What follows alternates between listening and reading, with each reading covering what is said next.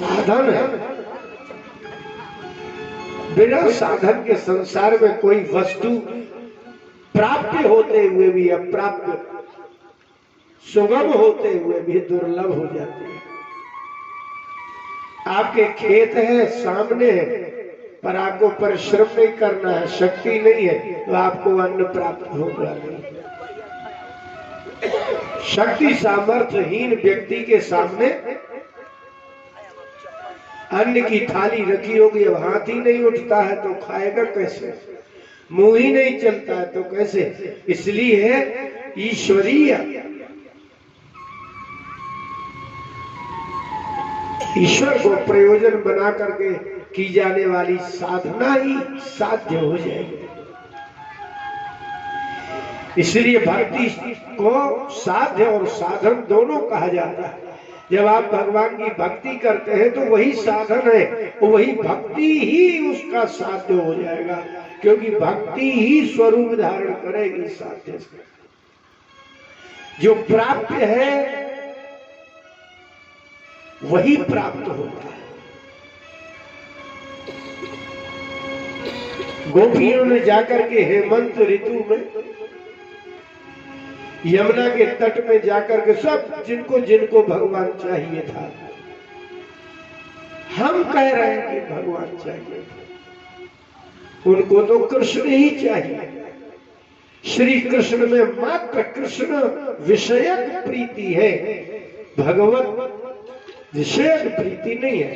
उनके हृदय में ये नहीं है कि ये भगवान है ही नहीं। और वहां धूप दीप दीपक ले गए, अगरबत्ती ले गए, और रेत में एक ऐसी आकृति बनाई, हो गया यही दुर्गा जी है।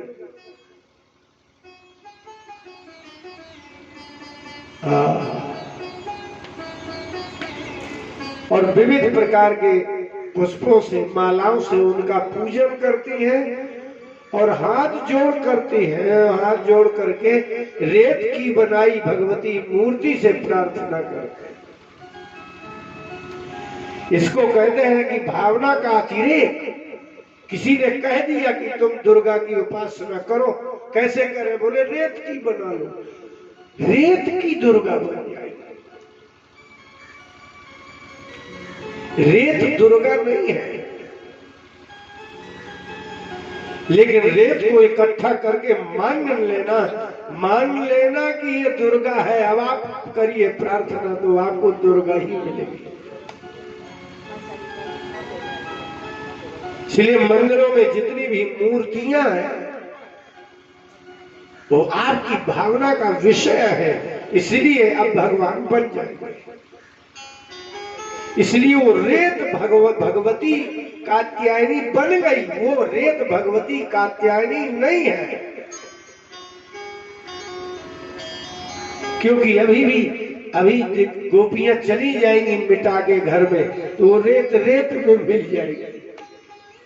इसका मतलब है कि आपके हृदय में जीवगत तत्व की भावना प्रधान होती है। आप जीव हैं, आप ईश्वर के अंश हैं, इसलिए सत्य संकल्प होना ये ईश्वर की विशेषता, विशेष गुण है। भगवान सत्य संकल्प है, इसलिए उनका अंश जीव भी सत्य संकल्प है। उन्हें रेत में दुर्गा कात्यायनी बना दी तो दुर्गा कात्यायनी हो गई। इसलिए भगवान को लिखा सत्य काम, सत्य संकल्प। भगवान संकल्प करे वो भी सत्य होगा, और जो संकल्प करते हैं वो सत्य ही होता है। और गोपियों ने प्रार्थना की कि हे भगवती, हे कात्यायनी, हे महामाया, हे महायोगिनी, मिलाने वाली, आप हमें नंद के पुत्र को हमारा पति बना दो।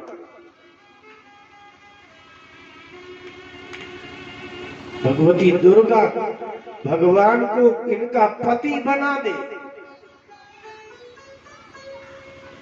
और ये वो है, उससे प्रार्थना कर रही है जिसको भगवान नारायण ने आदेश दिया था कि जाओ देवकी के गर्भ से लेकर के अनंत शेष को, बलराम को लेकर के रोहिणी के गर्भ में रख देगा। भगवान के आदेश को मानने वाली महामाया कात्यायनी भगवती दुर्गा है। अब उस दुर्गा से प्रार्थना कर रहे हैं कि आप हमें भगवान को पति बनाए।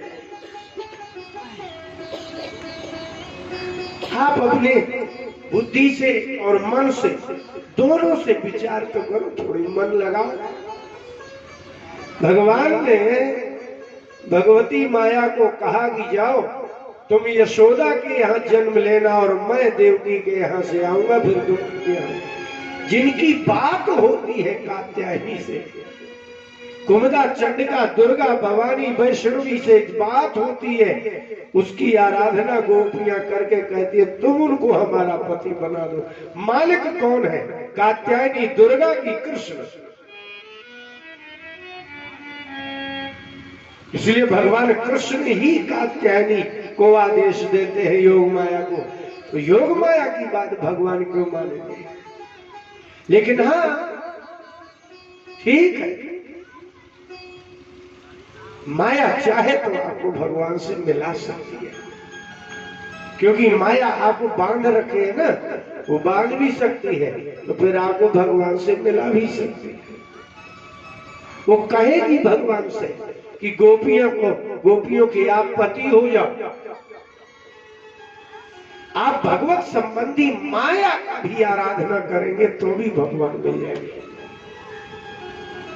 भगवान को प्राप्त करने के लिए भगवान की आराधना करना चाहिए, लेकिन भगवान की प्राप्ति के लिए यदि भगवान की माया की भी आराधना करेंगे तो जिस माया को झूठ कहते हैं उसकी आराधना भी भगवान को ही मिलाएंगे। इसका तात्पर्य यही है कि जिसको आपको भोगना नहीं है उससे आप प्रार्थना कर लीजिए। कात्यायनी महामाया। गोपियों ने कहा यह आप महामाया हो, हमारा पति महामाया है, हमारा घर महामाया है, हमारी गाय ग्वाल बाल, हमारा मन, हमारी बुद्धि, हमारा शरीर, ये सब कुछ महामाया है। और एक चीज है जो महामाया नहीं है, वो क्या? बोले बस यही कि हम कृष्ण को पति बनाना चाहते हैं, ये महामाया नहीं है। और सब झूठा है, सब विघ्न है। तो जो विघ्न करे वो महामाया है, वो तुम हो। महायोगिन्यधीश्वरी, आप इस संसार की संचालिका हो, अधीश्वर हो, अधीश्वरी हो। भगवान भी चाहेंगे तो संसार को आपके बिना नहीं चला सकते। भगवान चला ही नहीं सकते संसार का। कैसे गजब बात है। सत्य पूछो तो जिसको भगवान कहते हैं वो इस महामाया के कारण ही उनका नाम भगवान है, नहीं तो भगवान नाम है ही नहीं। क्योंकि जिसको आप भग कह रहे हैं वही माया है। भगवान में जो भग और ये जो वान है ना, वान, ये तो प्रत्यय है, ऐश्वर्य है,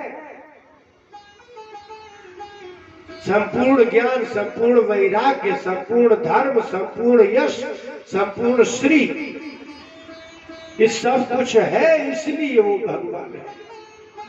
इसलिए निर्गुण निर्विकार अखंड सच्चिदानंद ब्रह्म, यदि माया नहीं तो भगवान भी नहीं है। माया के कारण ही वो तत्व भगवान है। इसलिए गोपियों ने कहा कि भग की ही हम आराधना कर रहे हैं, वान तो हमारे कृष्ण है,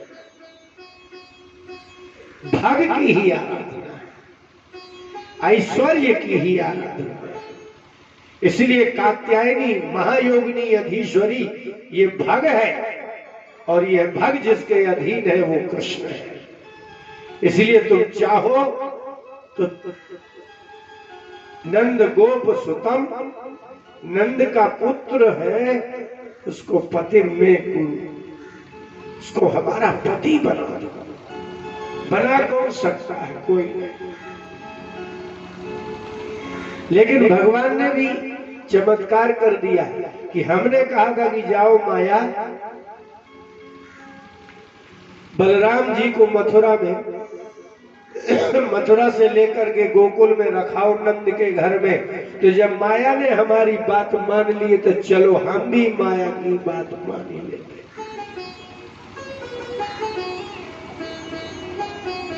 आपके और भगवान के बीच में सारा खेल माया का है, सारा खेल माया। और भगवान कुछ करते ही नहीं है, इसलिए भगवान को उपनिषदों में कहा जाता है निष्क्रियम निष्कलम ब्रह्म। निष्क्रिय, कुछ करते ही नहीं, निष्क्रिय है। आप निष्क्रिय हो जाएंगे तो आपकी दुनिया नहीं चलने वाली। इसलिए जब माया नहीं होती है, क्रिया ही नहीं होगी, क्रिया नहीं होगी तो वह तत्व निष्क्रिय कहलाएगा। कोई कला ही नहीं होगी उसमें, निष्कल होगा। आपको रसोई घर में भेज दिया जाए, आप कितने भी बड़े पाचक हो, कितनी भी अच्छी रसोई बनाना जानते हो, बस रसोई घर में कोई सामान नहीं होना चाहिए।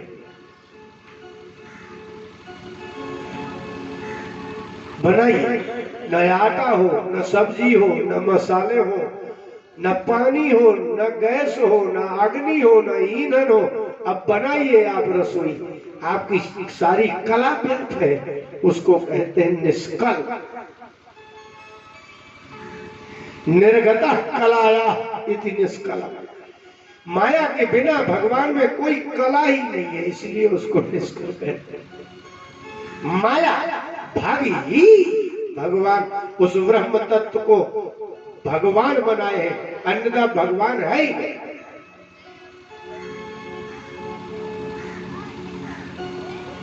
इसलिए गोपियों ने कहा कि हे भगवती, आप तो उनकी आदेशात्मिका, कार्यात्मिका,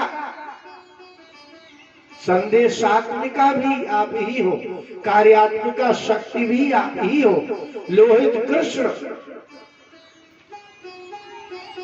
रजोगुण तमोगुण सत्वगुण आप ही उसके हो, इसलिए सारा शरीर ही माया है। अब इस महामाया से भगवान को मिलाना आप मिला, इसलिए भगवती दुर्गा प्रकट नहीं हुई, भगवान आ गए। नहीं तो क्रिया ये है कि आप जिसकी उपासना करेंगे वो पहले देवता प्रकट होगा, फिर देवता कहेगा मांगो वरदान, फिर आप वरदान मांगेंगे कि हमें भगवान कृष्ण का दर्शन हो जाए, तब भगवान वो कहेंगे ठीक है हो जाए, हो जाए। गोपांगनाओं ने भगवती महामाया महायोगिनी अधीश्वरी कात्यायनी का उपासना की तो दुर्गा तो प्रकट ही नहीं हुई कहने के लिए, वरदान देने वो आई ही नहीं और भगवान ही है। वयस्यैरावृतस्तत्र गतस तत्कर्म सिद्धये। तत्कर्म सिद्धि, गोपांगनाओं की कर्म की सिद्धि को फल को देने के लिए भगवान अकेले नहीं गए, बोले चलो भाई और भी ग्वाल बाल चले चलो देखें, लेकिन फल भी देना है।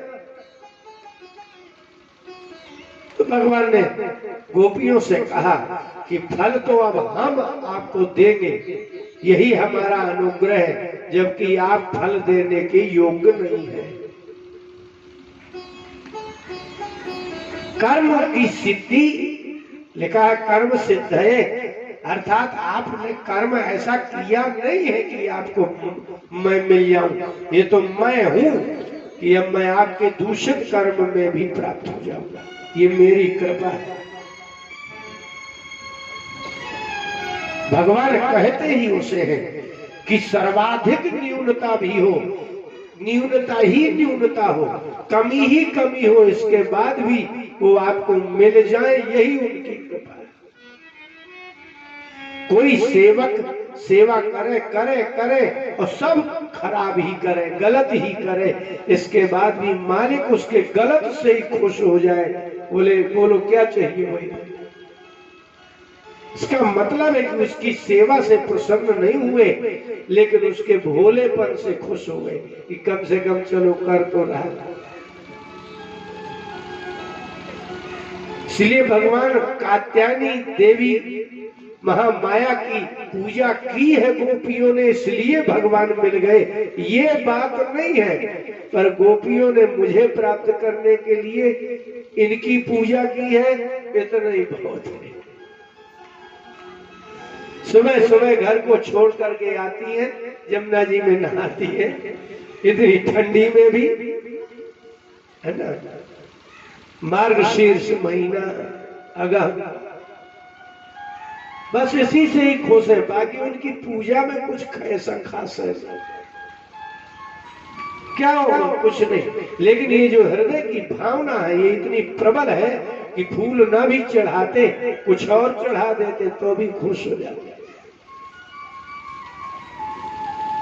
बिना मंत्र के भी तिलक लगा देती तो भी खुश हो जाते। इसलिए सेवक की सेवा कैसी है ये प्रधान नहीं है, वो कितनी भावना प्रबल है वो प्रधान है। इसलिए सुखदेव जी ने कहा कि परीक्षित तत्कर्म सिद्ध है। उन गोपियों की कर्म की सिद्धि क्या है? कर्म की सबसे बड़ी सिद्धि है फल। तो उन्होंने दुर्गा जी से मांगा क्या था? कृष्ण से, कृष्ण का दर्शन, कृष्ण को पति रूप में। भगवान बोले बस छोड़ो छोड़ो, हो गया, एक महीना थोड़ी है, हो गया, एक ही महीना मैंने ऐसा कुछ था ही नहीं उपासना में। भगवान चले जाते हो, मतलब एक महीने में भगवान मिल जाएंगे। क्यों? क्योंकि वो तो वहां है, प्रत्यक्ष है। और ग्वाल बालों को ले गए, बोले बस ठीक है, तुमने सवेरे सवेरे नहा लिया, जो किया सो किया, दोष तो पूरा है। आपको ज्ञान ही नहीं है पूजा उपासना साधना क्या है। लेकिन इस पूजा करने के पहले जो तुमने मुझसे एक रागता प्राप्त की है, आपने जो मुझे प्रेम किया है, इसमें पूजा करने की जरूरत थी नहीं। तुम्हारी प्रेम ही मेरी प्राप्ति का साधन था। तुमने प्रेम ही कर लिया, यही साधन था। लेकिन आज प्राप्त कर लिया, प्रेम ही था। अगर पूजा नहीं भी करती तो भी मैं तुम्हें मिल ही जाता।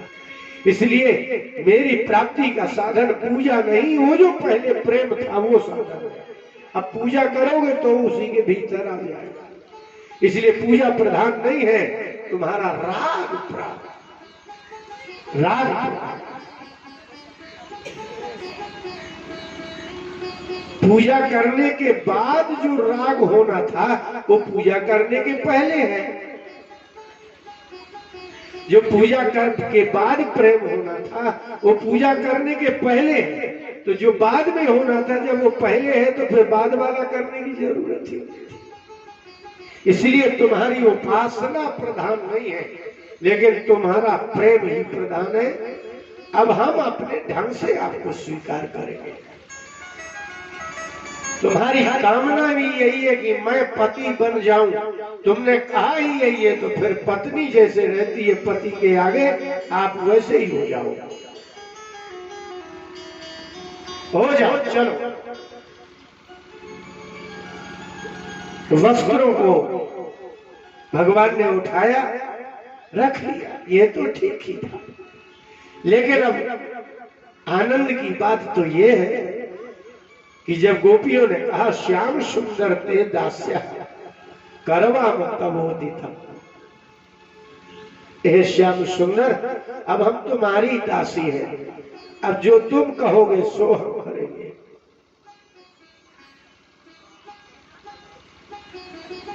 अभी तक क्या था? जो पति कहता था वो पति हम करती थी, जो पुत्र कहता था तो हम करती थी। इसका मतलब अभी तक हम पति पुत्र परिवार मित्र संबंध के ही दास थे। इसलिए वो जैसा कहते थे वैसा करते थे।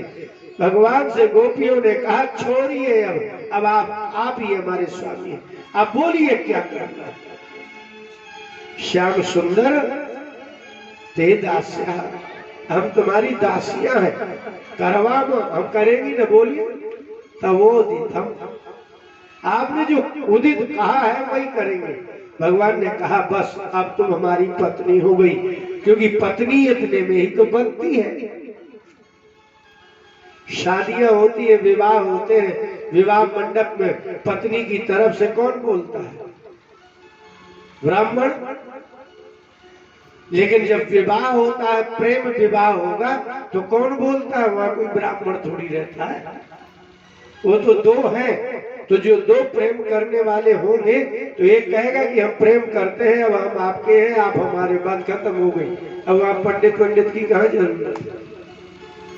प्रेम की विशेषता ये है कि उसमें प्रेम अद्वितीय होता है, उसमें दूसरा कोई होता ही नहीं। एक प्रेम करने वाला और एक प्रेमास्पद जिससे आप प्रेम करते हो है ही अद्वितीय होता है प्रेम। प्रेम अद्वितीय होता है, दो के बीच में दूसरा कोई होता ही नहीं। तो देखना, प्रेम करने वाला और जिससे प्रेम करते हैं वो, ये दो नहीं है, एक है। जिससे प्रेम करता है वो और जो प्रेम करता है वो, ये दो नहीं एक है, क्योंकि इनको एक हो जाना है। दूसरा तो वो कहलाता है जो बीच में बोलता है। इसलिए प्रेम में अद्वितीय ये विशेषण इसलिए है कि उसमें प्रेम में कोई होता ही नहीं है, वो दो हो गए एक और कोई है नहीं। इसलिए गोपियों ने जब कहा कि श्याम सुंदर आप तो बोलिए, हम वही कर देंगे, बात खत्म हो गई। संसार वही समाप्त हो जाता है जब आप अपने एक को कह देते हैं कि मेरा तुम मेरे हो, बस हो गया, बाकी सिद्ध हो गया कि और कोई है। अखंड वाक्य है ये, अखंड वाक्य, एक खंड वाक्य नहीं है। जैसे तत्वमसि प्रज्ञानम ब्रह्म, उपनिषदों के ये वाक्य अखंड वाक्य महावाक्य कहलाते हैं। ऐसे ही प्रेम का ये महावाक्य है कि कोई ये कह दे कि मैं तुम्हारा हूं और तुम जो कहोगे वही करेंगे, बस प्रेम का सबसे बड़ा महावाक्य है। और गोपियों ने जैसे ये महावाक्य ब्रह्म ज्ञान के लिए महावाक्य प्रज्ञानम ब्रह्म तत्वमसि ये है, अयम आत्मा ब्रह्म, ये महावाक्य है, अखंड महावाक्य। इनको खंडित अलग नहीं किया जा सकता। ऐसे ही प्रेम का एक ऐसा अखंड वाक्य होता है कि हे श्याम सुंदर हम तुम्हारी दासियां हैं, जो तुम कहोगे वही करेंगे, बात ही खत्म। इतना कहते ही सारे संबंध समाप्त, सारे आग्रह दुराग्रह समाप्त। आप किसी से कह दो कि आप जो कहेंगे वो करेंगे, फिर बात ही खत्म। मन आपका, बुद्धि आपकी, शरीर आपका, इसी को कहते हैं मनसा वाचा कर्मणा। भाई आप अपने आप के मन में जो आता है वही करते हो, तो आप अपने मन से बोलिए हम करेंगे। आपकी बुद्धि में जो आता है वह बताइए, वह हम समझेंगे। आप जो अभी अपने शरीर से, काया से जाने वाले थे, आप बोलिए हमारा शरीर जाएगा। आप जब किसी से कहते हैं कि वो काम कर लाइए, तो वाणी आपकी, शरीर आपका। यदि आपके मन में ये बात आई होती, कोई ना होता, तो आप अपने शरीर से जाते कि नहीं? तो काया माने शरीर से आप बोलेंगे, मन से सोचेंगे, हमारा शरीर काम करेगा। आप बुद्धि में कहेंगे, बुद्धि आपकी वाणी से प्रस्फुटित होगी, हम करेंगे। यह प्रतिज्ञा वाक्य है प्रेम का कि तुम जो कहोगे वही करेंगे। और मजे की बात यह है कि शर्त अगर है, ये करेंगे ये नहीं करेंगे, ये करेंगे ये नहीं करेंगे, नहीं शब्द ही प्रेम के बीच का पर्दा है। प्रेम में ना आपके जितने अक्षर हैं, आ से लेकर के ज्ञा तक, इसमें एक ही ऐसा अक्षर है जो दो चीजों के बीच में दीवार खड़ा करता है, और वो है ना। मित्रता में ना होगा तो मित्रता नहीं होगी। उसने कहा ऐसा करो ना, अब कहेगी मित्रता। उस प्रेम में भी ये जो ना है ना, ये नकार, प्रेम में नकार ही नकारता है। प्रेम में नकार ही नकारता है। प्रेम में ना नहीं चाहिए, अब आपको मरना ही होगा। इसलिए प्रेम की 10वीं अवस्था है मृत्यु। यदि वह व्यक्ति सफल नहीं हुआ तो मरना निश्चित है। यदि सामने प्रेमास्पद प्रियतम प्राण धन ने स्वीकार नहीं किया तो मर जाएगा।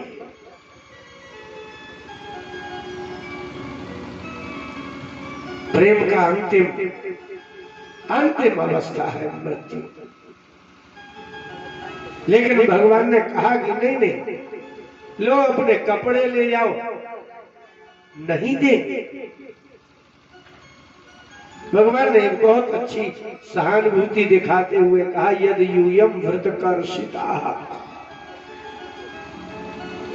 हे गोपांगनाओ, तुम सब व्रत करते करते दुर्बल हो गई हो। अर्थात जो शरीर को सुखा दे, किसी प्रेमास्पद को प्राप्ति के लिए, यही प्रेम का लक्षण है। और जो अपने ही ठूस ठूस के खाए पिए, सामने वाले से कोई लेना देना नहीं, वो प्रेम नहीं है। भगवान ने कहा कि यदि यूयम व्रतकर्षिता, तुम व्रत से दुर्बल हो गई हो। अर्थात जो प्रेम कहते ही उसे है जो अपने शरीर का ध्यान न दे। तो तुमने मुझे प्राप्त करने के लिए शरीर का ध्यान नहीं दिया हुआ, ये हुआ कायिक प्रेम। और ये उपासना करने के पहले ही दृढ़ निश्चय किया कि इस उपासना से भगवान मिल जाएंगे, ये हो गया मानसिक प्रेम। और अब तुमने कही दिया है वाणी से कि जो तुम कहोगे वही करेंगे, ये हो गया वाचिक। कायिक, मानसिक और वाचिक। और जब आप शरीर से, मन से और वाणी से ऐक्य भाव में जागृत होकर के प्रेमास्पद को अपने प्रेम की स्वीकृति दे देते हैं, तब शरीर नहीं रहता। इसलिए भगवान ने कहा कपड़े उतारो और निकल आओ। ऐसा नहीं, तुम पहले से ही कपड़े उतारे हो, चले आओ। वस्त्रहीन स्नान, ये तो वहां की परंपरा हो गई ना, ये तो रीति हो गई। ये कोई उपासना करने की विधि नहीं थी कि कपड़ा उतार के स्नान करना चाहिए। ये तो वहां होता था, उनने भी कर लिया। आपके गांव में, शहर में जो विधि होती है, कोई वैसी विधि से काम करे, उसको परंपरा और रीति कहते हैं। ये कोई विधि नहीं है, उपासना की विधि का विधि नहीं है। लेकिन प्रेम में वस्त्र का भी ध्यान न दे, मर्यादा का भी ध्यान न दे, कुल का ना ध्यान दे, इसी का नाम प्रेम है। गोपांगना इसलिए जल्दी जाके नहा लेती है, लेकिन वस्त्रहीन थी। भगवान ने कहा आ जाओ, लेकिन एक कमी है। गोपियों ने कहा कि नहीं नहीं, कमी नहीं रह जाना चाहिए, आप तो बता दो। इसलिए प्रेम आपको होता ही नहीं है। कैतव रहितम प्रेम न तिष्ठति मानवे मानुषे लोके। इस संसार में क्यों किसी के लिए कोई मरता नहीं है? इसी से सिद्ध होता है कि प्रेम नहीं है। पति मर जाता है, पत्नी नहीं मरती। पिता मर जाता है, पुत्र नहीं मरता। पुत्र मर जाता है, पिता नहीं मरता। मित्र मर जाता है, मित्र नहीं मरता। यहाँ कोई किसी के लिए मरता नहीं है। ये नहीं मरता यही सिद्ध करता है कि यहाँ प्रेम नहीं है। प्रेम का लक्षण ही है कि आपके बचने के उपाय ही नहीं है। वो मरा नहीं कि आप मर गए, आप जी ही नहीं सकते। कैतव रहितम प्रेम न तिष्ठति मानुषे लोके। इस मनुष्य लोक में बिना कपट के होता ही नहीं प्रेम।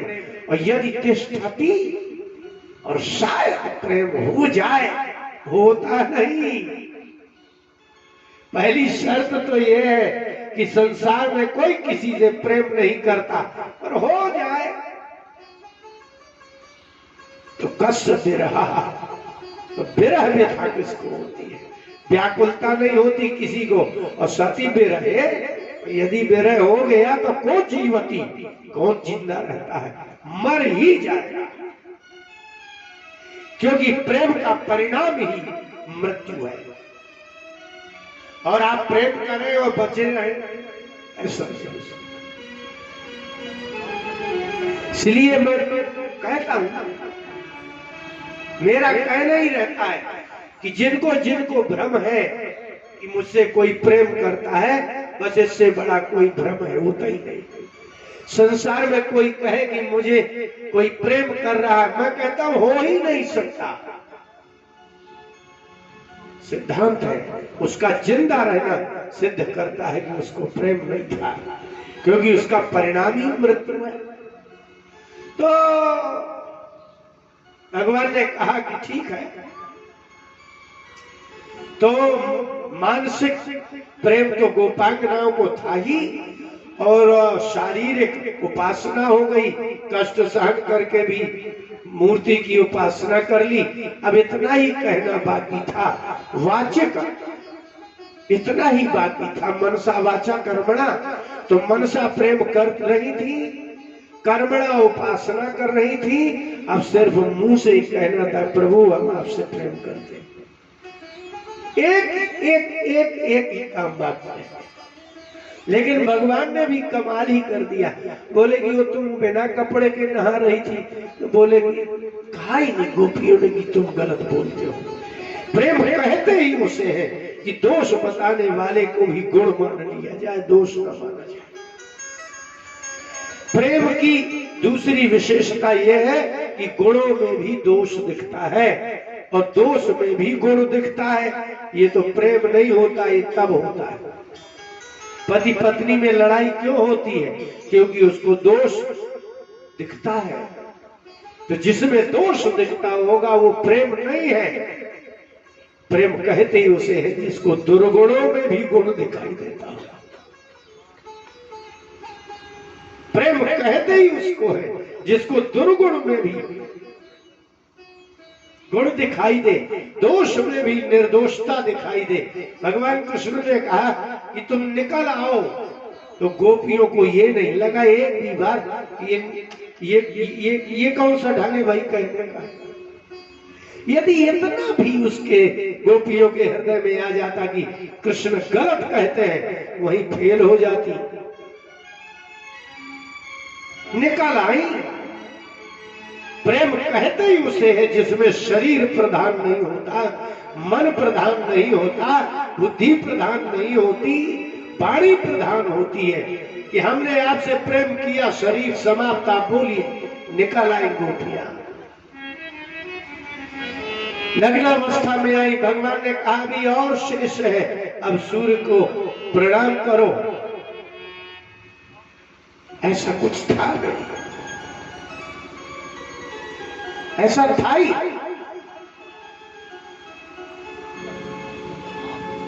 अपराध कब से आया? दोष हो ही नहीं सकता था। जो भगवान परब्रह्म परमात्मा की आराधना में लगी हुई गोपांगनाएं सर्व समर्पित हो गई हो, उसमें कोई विधि का दोष नहीं था। लेकिन भगवान ने कहा कि देखे तो कि इनका समर्पण है कितना, देखे कितना समर्पण है इसका। और उन्होंने समर्पण की चुनौती स्वीकार नहीं की, वो समर्पित ही थी जो बाहर निकल गए। मतलब इतना अभेद भेद होता ही नहीं, बुद्धि में ये बात आती ही नहीं। जैसे बालू से तेल नहीं निकलता, रेत से तेल नहीं निकलता, इसी प्रकार से प्रेम में, प्रेमी के वाक्य में दुर्बुद्धि और दोष बुद्धि होती ही नहीं है। तभी प्रेम सफल होता है, तभी प्रेम की प्राप्ति होती है, तभी प्रेमानंद ब्रह्मानंद बनता है। और वही प्रेमानंद सारे संसार को त्याग कराने का प्रधान प्रयोजन, प्रधान उद्देश्य, प्रधान लक्षण, प्रधान कारण बनता है। इस संसार को त्याग कराने का कारण ही प्रेम है, और संसार में बंधन लाने का भी कारण प्रेम ही है। इसलिए आप जिसको प्रेम करें, भगवान श्री कृष्ण ने गोपियों ने से कहा कि हम तुमसे जो प्रेम करते हैं, ना हम तो सख्यो भजतो भी जंतून, जीव मुझे मेरा भजन करते पूजन, मैं ऐसा नहीं तुमसे प्रेम करता। इसलिए माता पिता जो अपनी संतान से प्रेम करते वो प्रेम है ही नहीं। क्या है? बोले वो मोह है। संतान को माता पिता से मोह नहीं होता।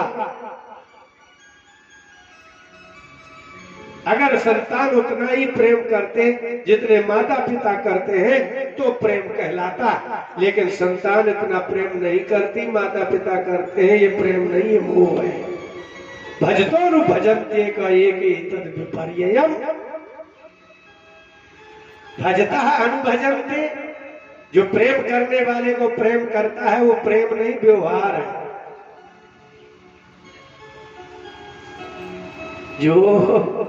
जो आप आपस में एक दूसरे को भोजन करा रहे हो, ये प्रेम नहीं, ये व्यवहार है, क्योंकि प्रेम है ही नहीं। भगवान ने गोपियों से कहा है ही नहीं। इसलिए तुमसे मैं जो प्रेम कर रहा हूं, तुम जो मुझसे प्रेम कर रहे हो, इसका उदाहरण संसार नहीं है।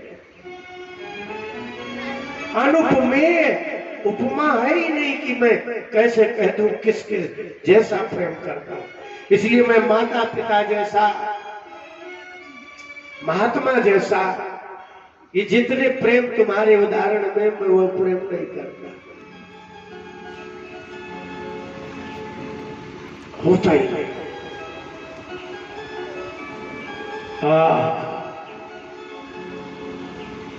भागवत का कोई जानकार हो और उससे ज्यादा कोई समझने वाला हो, और उससे ज्यादा समझ करके उसको, इसलिए भागवत के पहले ही सूत जी ने कहा है कि पिबत, पी जाओ उसको, पी जाओ। ध्यान रहे, आप जो भोजन करते हैं मल उसका बनता है, जो पी जाती है चीज उसका मल नहीं बनता। जो आप दाल भात चावल खाते हो ना, उसका मल बनता है, लेकिन जो आप पीते हो उसका मन नहीं बनता। इसलिए भागवत के लिए कहा गया पियो, ताकि तुम्हारे नस नस में रस समा जाए। भागवत को पीने के लिए, खाने की चीज नहीं। गोपियां निकल आई, भगवान ने कहा सूर्य को नमस्कार कर लिया। अब भगवान ने कहा अब ठीक है, जाओ अब घर चली जाओ। गोपियों ने कहा अब क्या हुआ? बोले अब तुम्हारी उपासना क्या थी? तुमने भगवती से क्या कहा था कि पति बन जाए नंद का पुत्र। उसने मुझे पति नहीं बनाया गोपियों, मैंने खुद को तुम्हारा पति बना दिया। मैं स्वयं। बोले जाने कैसे? देवता आता है तो वरदान दिए बिना जाता है क्या?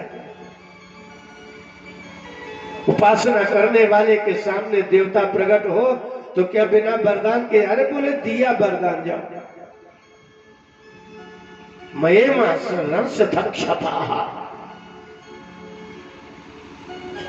अगले वर्ष तुम हमारे साथ रमण करो।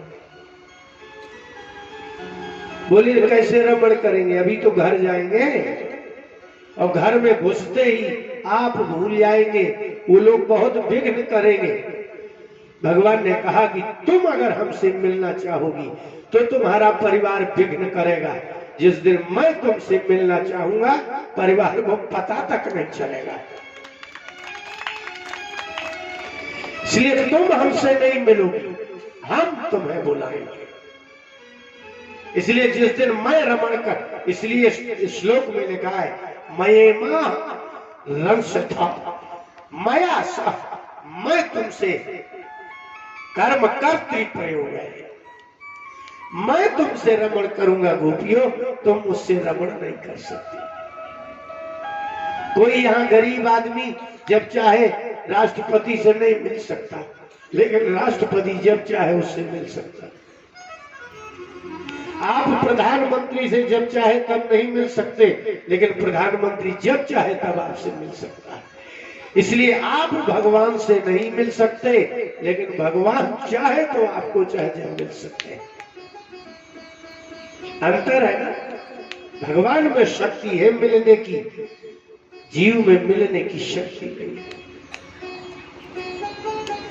हम जिससे प्रेम करते हैं वो चाहे तो हमसे मिल जाए, और हम चाहे उसको न मिलना हो तो। इसलिए भगवान ने कहा याता बला,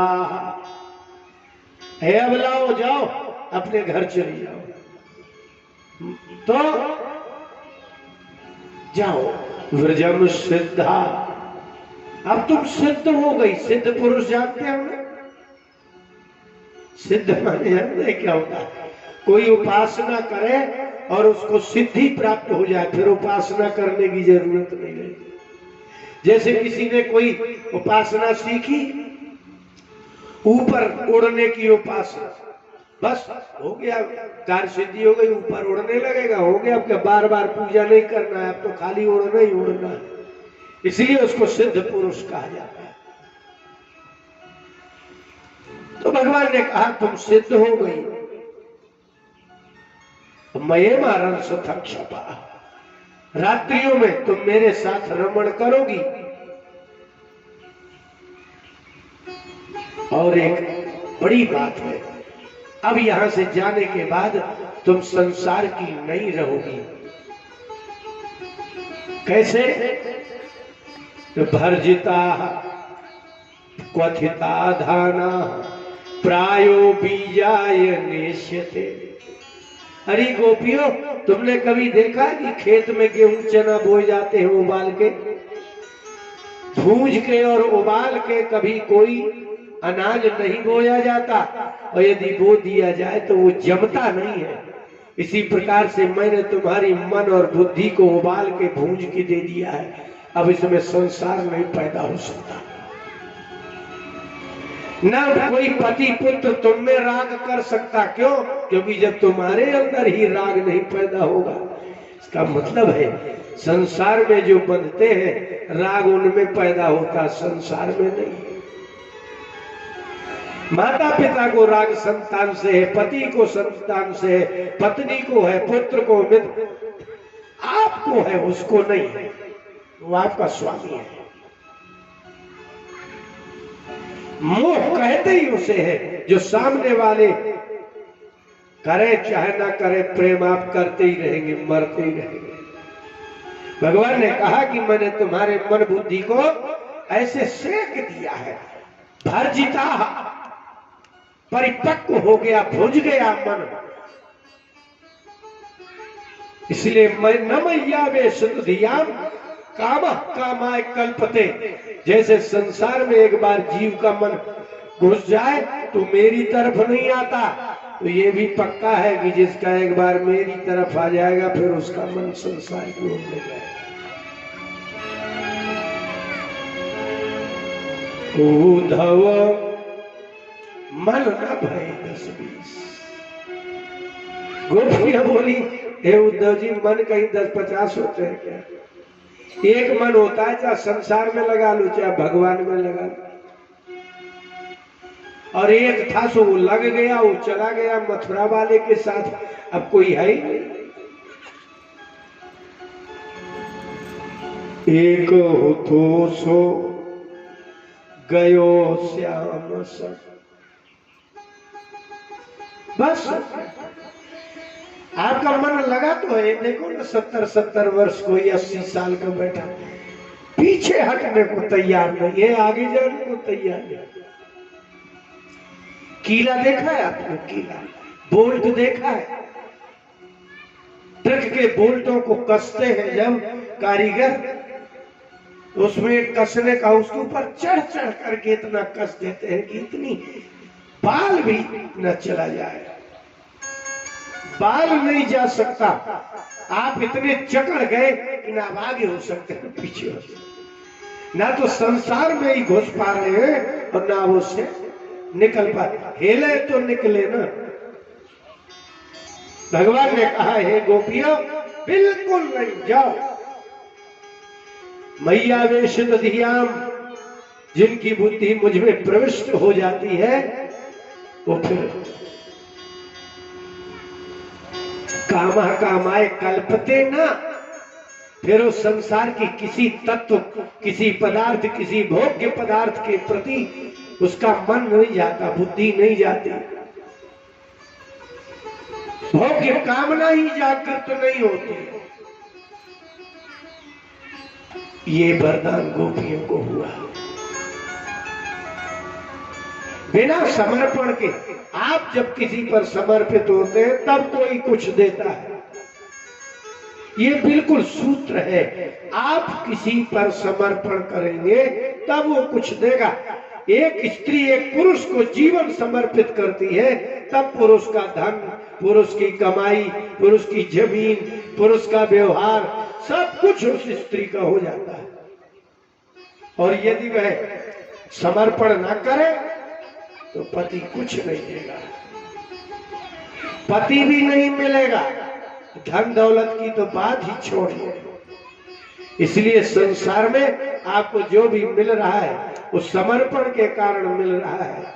जहां समर्पण नहीं होता, जहां कहीं कुछ अर्पण नहीं होता,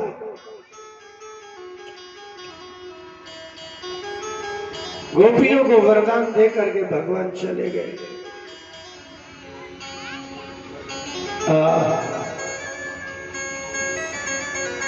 और वो चली गई। गोपियां गोपियों के यहां घर चली गई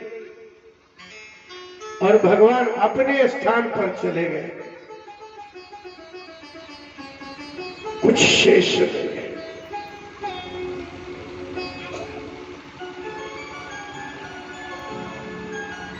और भगवान से प्रार्थना करते रहना चाहिए व्यक्ति को,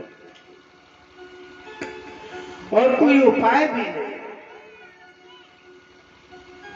और जो प्रत्यक्ष होगा उसके प्रेम को निवृत्त करने में आपको परिश्रम होगा, लेकिन प्रत्यक्ष होगा उसमें प्रेम करने में बिल्कुल आसानी रहती है। इसलिए भगवान से प्रार्थना किया करिए। क्या करेंगे, कुछ जानते ही नहीं। कर दो अब उद्धार मोहन